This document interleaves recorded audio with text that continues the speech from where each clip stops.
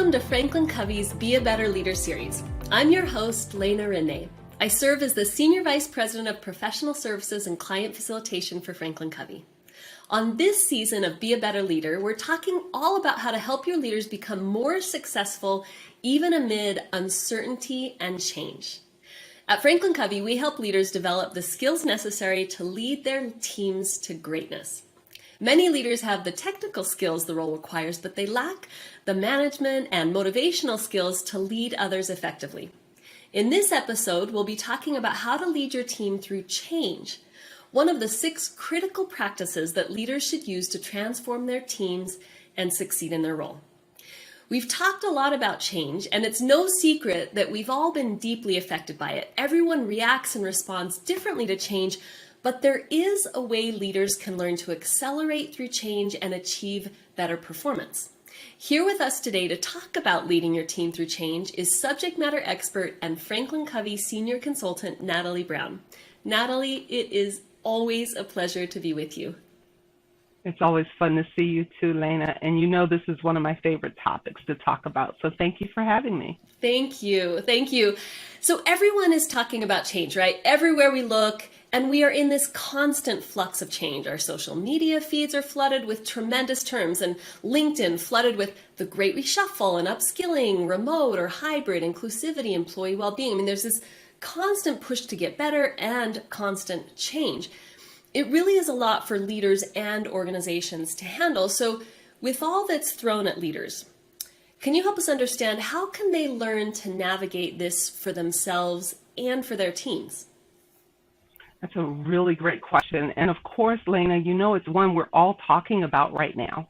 The organizational challenges that we're dealing with right now, these are changes just like any others that we've been experiencing for years and years. They're difficult to take on, they're difficult to move through, but especially today it feels very daunting and it's profoundly uncomfortable, isn't it? It's a good way to say it. It's uncomfortable. It is uncomfortable. But what's important for us as leaders to understand is that while the feelings are normal, that navigating the changes takes processing the feelings and then moving beyond the process, right? So that you can help your people, because your people are the ones that make changes happen. Right. So when we're in the midst of any of the conversations, whether it's about the Great Reshuffle or how to have hybrid work be effective, whatever those big issues are, leaders have to face the reality that we're no longer just in whatever industry you're in, but you're in the people business. And being in the people business as leaders is what is going to allow you to stay competitive within your marketplace, wherever that is, attract and retain new talent. And it's what each organization has to rethink, improve upon, and have an appropriate approach to in the midst of their recruiting and retention. Absolutely imperative. So when we're tackling these things, leaders need to be the ones who are working collaboratively with their HR teams to be able to communicate policies, to be effective in providing support, not just for the infrastructure of the organization, but also for the individual contributors at every level within the organization. That's what we do at FranklinCovey, though, isn't it? We take that deep understanding that we have of the predictable pattern that exists within change and being able to navigate wherever we are in any change process to ensure that everyone, whether it's the organization or the department or the team, the leaders or the individuals, have the skill sets and the mindsets and the tool sets to navigate that change successfully. It is so well said. And 2 things that you said really resonate with me. This idea that the change is, it's done by people, right? So all the processes and all the kind of theoretical ideas, in the end, we are people. And then your point about change being uncomfortable really struck me, because sometimes it's even a change we want, right? It's something we're looking forward to, or we know is good for the team or the organization. And that doesn't mean it's any more fun. Change is still hard. So thank you. Really well said. One kind of tied to that idea of being uncomfortable is just that we are often reactive to change. Even if it's something we know is good for it, we're looking forward to, change can feel negative, or maybe we go right to, how is this going to negatively impact me? We're kind of wired to react to change, and it feels threatening. Can you talk more about, you talked about the process or the predictable pattern of change. Can you tell us more about that and how leaders can use that to champion change? Absolutely. So one of the things that we found, and for almost 30 years now, there's been a comfortable conversation about these zones of change. What we've known for almost 50 years, though, is that as human beings, we really don't like change, right? We just don't. So when we want to get better with kind of our physical health, if we engage a personal trainer, they're going to make us do burpees, we're going to hate it, right? So even if we are deciding to do a change, in the midst of it, there's grumbling, complaining, discomfort, right? For any excellent change, and if we all think about that within our lives, with any excellent change that is in our lives, there's a level of discomfort that is housed with it. And so for years we've been talking about these zones of change, and some of them may be well known to some and some may not, but there are 4 of them. We keep it simple with 4, but the first is when things are going along quite normally. So it's before the change happens. It is the zone of status quo. And when we're in the midst of the zone of status quo, what we can do is be prepared, because nothing stays the same in our human experience.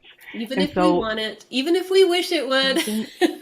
Even if we wish it would say, nothing stays the same, right? You think about every phase of our life. Yeah. You want to stay a kid forever? You're not going to be a kid forever. Being a young adult, maybe we should stay young adults forever. Yeah. No way. Yeah. We're so much smarter now, Natalie. We are wiser, but our knees can't do the running that we used to do. So, but in the zone of status quo, when things are as they have been, we can prepare for change. So at the age that I am now, I am preparing my body to do, when I run distances, I run them differently because of the changes. So in the zone of status quo, we prepare for change. The second zone, though, is when a change is launched. We call that the zone of disruption. And we have to deal, whether we've chosen the change or the change has chosen us. They are both sides. But either way, we have to deal with the chaos that has been caused by the shift from where we have been to where we're going to be. And that disruption, where everything's impacted, we're just not as successful in the typical things that we've been doing. Everything takes a bit of a nosedive unless and until we decide that we've decided we're going to be successful. You decide you're going to do the burpee. You decide you're going to learn the new system. You've decided that as the organization merges with a different organization, that you can be successful in the midst of the new organization. That point of decision is where you adopt the actions that are necessary so that you can be successful.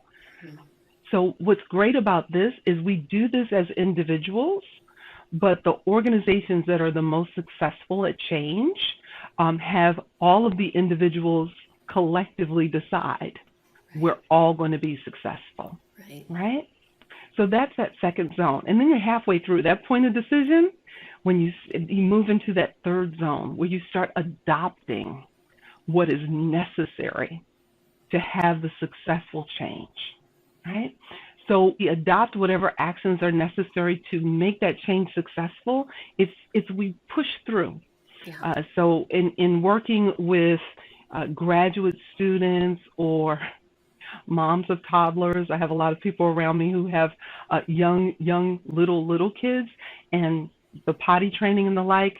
We have that phrase that I use with them all the time: the only way out is through.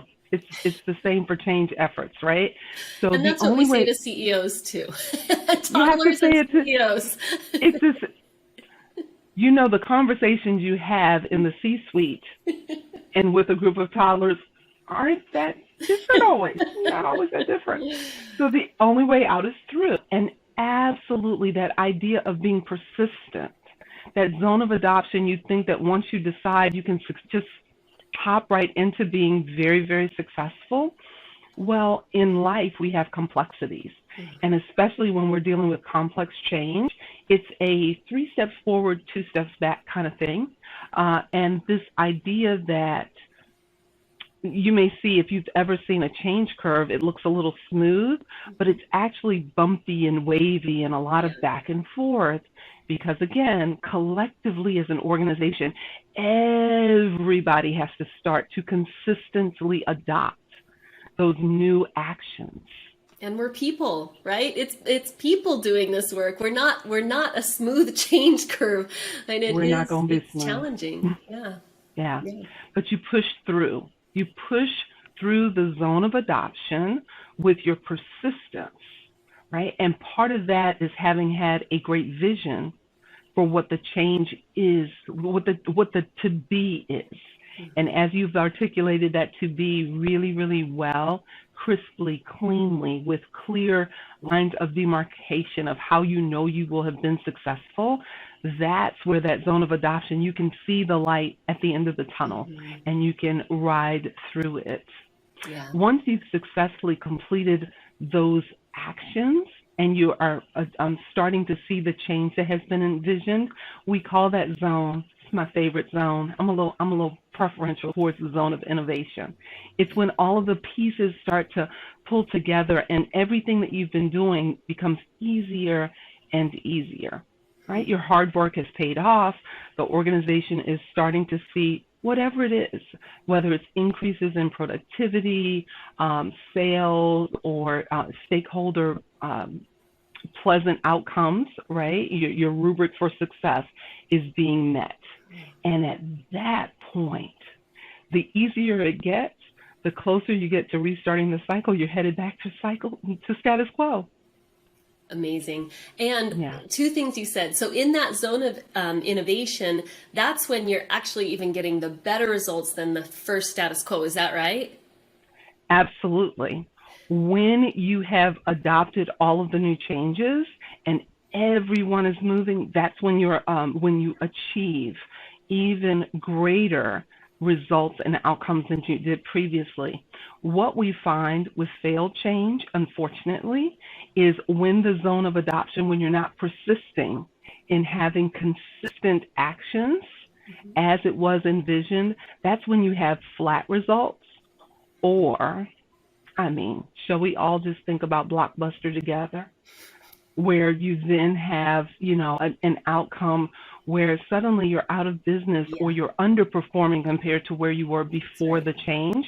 Those are actual probable outcomes as well when we're not successful in the stage of adoption. That's right. The zone of innovation is not a given. You have to persist and you have to earn it. You have to earn it. Yeah. And there's the point of decision you talked about. What I find compelling about that is it is a choice, and part of that is a mindset, right? There comes a point where, look, it's chaotic and here we go and we might not like it, but there's a mindset to getting where, okay, but we're doing it and how can we make this better? So tell us, as we wrap up, what's your advice here? Like, how could leaders adopt a mindset or shift their mindset so that they can really turn this change and uncertainty into opportunity? So I love that question as well, because what it's about is accepting that as leaders, we are people too, and we go through those 4 stages as well. So that idea, and being in the consultants world, a lot of times you're brought in the midst of a change, and the leader says, make them do what needs to be done. And you literally have to start with leadership around what is the gap in your performance as well. What changes do you need to lean in and embrace so that we can all be successful? Because as leaders embrace the change and lead the way, then they are able to set the tone. And as they understand the pattern for change as well, they have to understand the pattern. They are embracing the pattern for themselves, and they're leading the way for those that they lead. Now, they are welcome because we all are within our humanness. We're going to have discomfort. We're going to have mixed reactions. Some of us will react with trepidation. We might be reactive. We might be resistant. But when we decide that we are going to be successful, you allow those behind you to see, oh, my leader is embracing the change as well, right? And so it's all about meeting, whether you're a leader, individual contributor, or somewhere in between within the organizational culture, that idea of meeting you where you are and helping you with the mindsets and tool sets that you need to navigate through those zones successfully. That's what we do. And I think within the 4 zones, what I didn't mention is that, we're all about getting those wonderful results. That's why we want to manage change well. But the differentiator as far as what FranklinCovey brings in partnership with organizations is that, the other axis is time, right? There are changes that take years. But we at FranklinCovey allow us, because of our level of expertise and our knowledge of the different zones and how to navigate them well, we compress that time. We call it going righter and tighter, and that's my favorite. That's why the innovation is my favorite. Thank you so much for your insight today, Natalie. We're learning so much from you and are so grateful for your time. Thank you for having me. Take care. And for those of you who are watching or listening, as you think about the change you've experienced in your organization, how are you reacting to it? What actions could you take today to better navigate through change and to better lead your teams through it so you can get to that zone of innovation? For more helpful resources on leading teams through change, visit us at franklincovey.com.